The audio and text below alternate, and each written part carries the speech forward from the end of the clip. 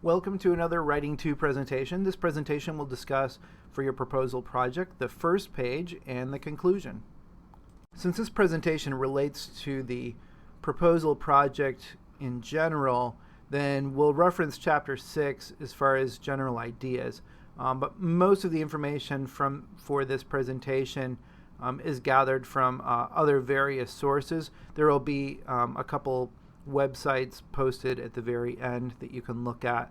And a lot of this comes from just my knowledge in teaching and working with these types of projects over the years. When it comes to your first page for this project and in your future careers, any project that requires a document like this, you want to really think about first impressions. And that's why we have the picture of the Ancilla Domini Chapel. That's often one of the first places that we will take visitors for a really interesting and unique first impression of campus. We look at abstract, executive summary, and cover letter as some possibilities for first page approaches. This presentation in particular, we're going to cover abstract and executive summary. The idea of a cover letter is going to come up in our final project for the year, which is resume and cover letter. And even though it's a somewhat different idea of a cover letter, essentially a cover letter is going to do the same work of an executive summary or an abstract for this type of a project, and we'll talk more about the formalities of a cover letter in our final project for this semester, so we won't cover it much here. Let's talk about both abstracts and executive summaries and kind of highlight how they're different.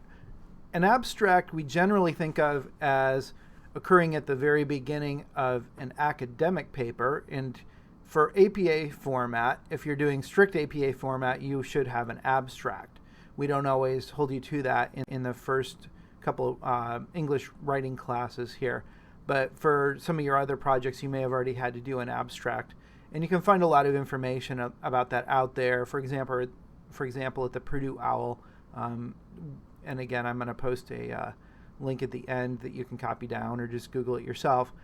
An abstract, as you know, has a brief summary.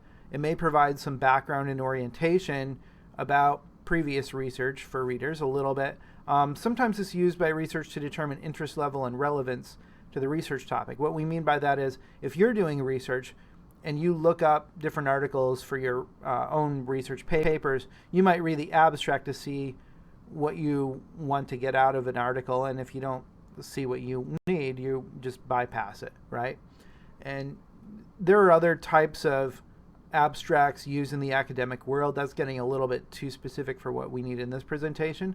If you choose to use an abstract for this project, again, you're going to give probably a paragraph or two of summary, and again, try to provide some background behind what you're going to get into. An executive summary is more appropriate for a business or professional document, and I generally going to prefer you do this one. I leave abstract as an option because I know some of you probably want to practice your APA for other classes, and I want to leave that option open to you. An executive summary is more appropriate to a business or professional context. And there again, you're going to do kind of a brief summary, and oftentimes executives will look at that ahead of time before reading the document to see what the key points are.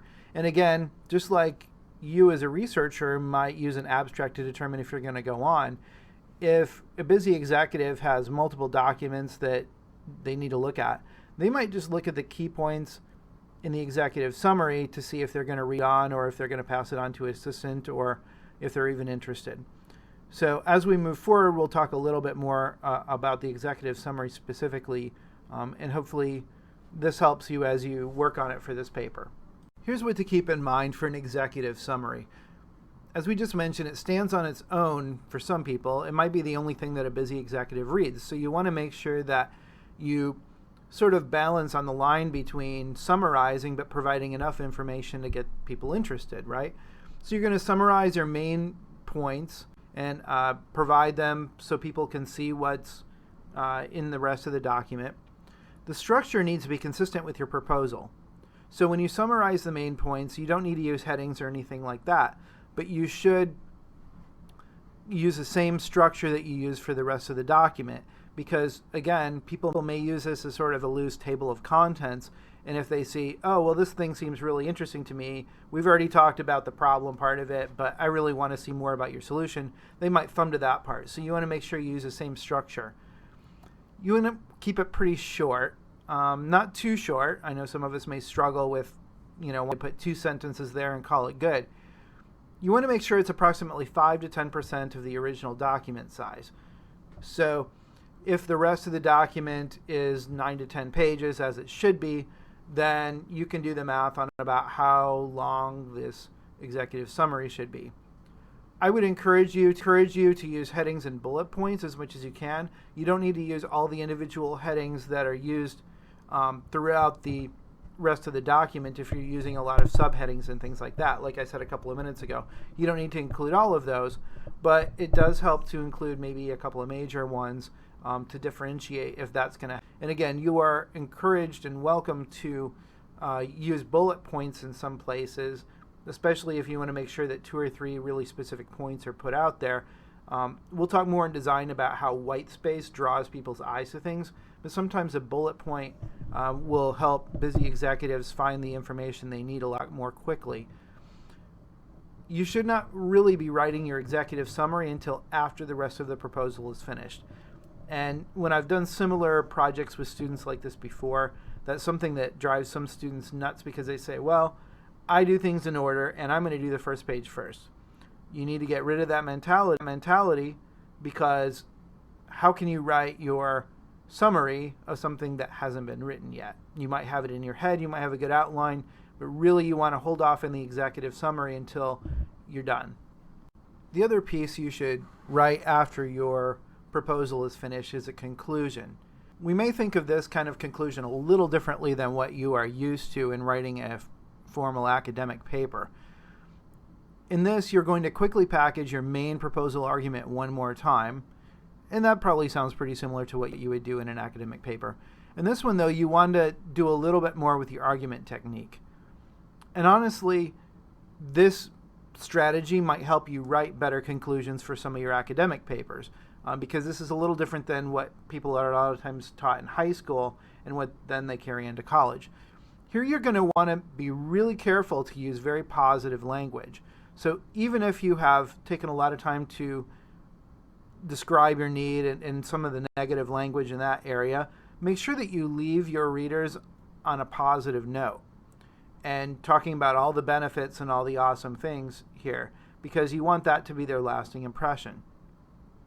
And part of that is you're going to emphasize the benefits to that target audience. And we've talked about that in other presentations. I'm not going to belabor this point. But again, people need to end on a positive note.